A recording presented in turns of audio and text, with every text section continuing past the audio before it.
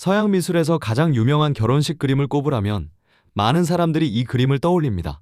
손을 맞잡은 한 쌍의 부부, 화려한 침실, 값비싼 옷. 누가 봐도 행복한 결혼의 순간처럼 보이죠. 그런데 이 그림에는 오랫동안 학자들을 괴롭혀온 한 가지 의문이 있어요. 그림 속 이 신부가 그림이 그려질 때 어쩌면 이미 세상을 떠난 사람이었을지도 모른다는 겁니다. 산 사람과 죽은 사람이 한 그림 안에 나란히 서 있는 걸 수도 있다는 거죠. 이야기는 600년 전 유럽에서 가장 돈이 많이 돌던 도시 브리헤로 거슬러 올라갑니다.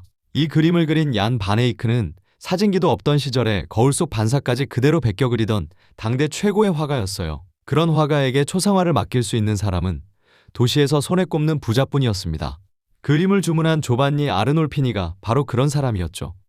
이탈리아에서 건너와 브리헤에서 큰돈을 번 직물 상인이었거든요. 그가 입은 모피옷, 바닥에 깔린 양탄자, 머리 위 노쇠 샹들리에 하나하나가 지금으로 치면 집 한 채 값이었습니다. 한마디로 그 시대 가장 비싼 인증샷이었던 셈이에요. 그래서 사람들은 오랫동안 이 그림을 아주 자연스럽게 결혼식 기념 그림이라고 믿었습니다.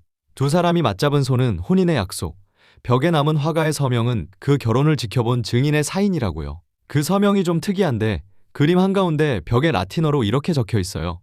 얀 바네이크가 여기 있었다. 1434년. 보통 화가들은 내가 그렸다라고 쓰는데 그는 여기 있었다라고 적은 거예요.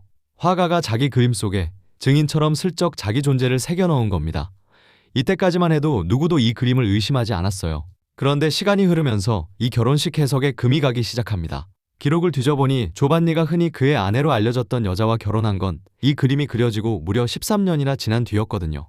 그림 속에서 이미 결혼해 있는 두 사람이 실제로는 한참 뒤에야 부부가 됐다는 모순이 생긴 거죠. 그래서 학자들은 다시 묻기 시작합니다.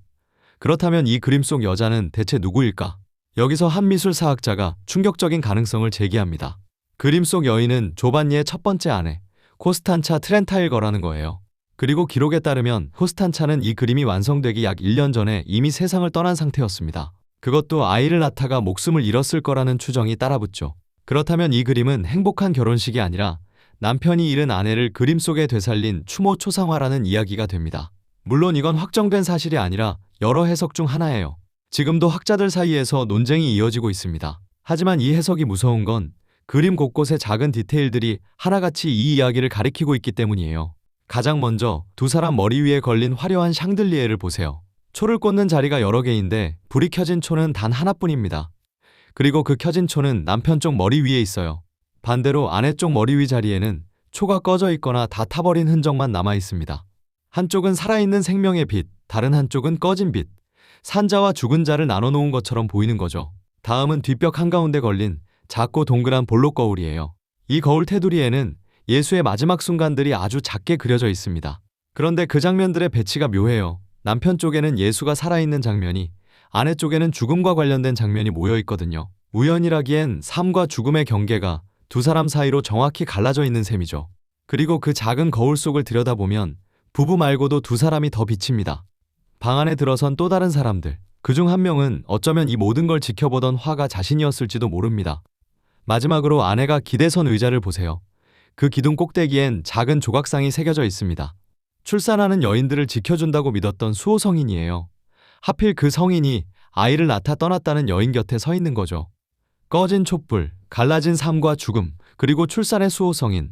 어쩌면 바네이크는 결혼식이 아니라 한 남자가 잃은 아내와 보내는 마지막 인사를 그린 건지도 모릅니다. 600년 가까이 사람들은 이 그림을 세상에서 가장 우아한 결혼식이라 불러왔습니다.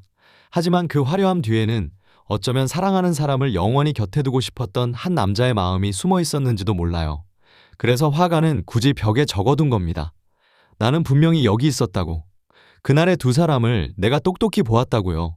명화의 비밀, 다음 이야기도 놓치지 않으시려면 구독으로 함께해요.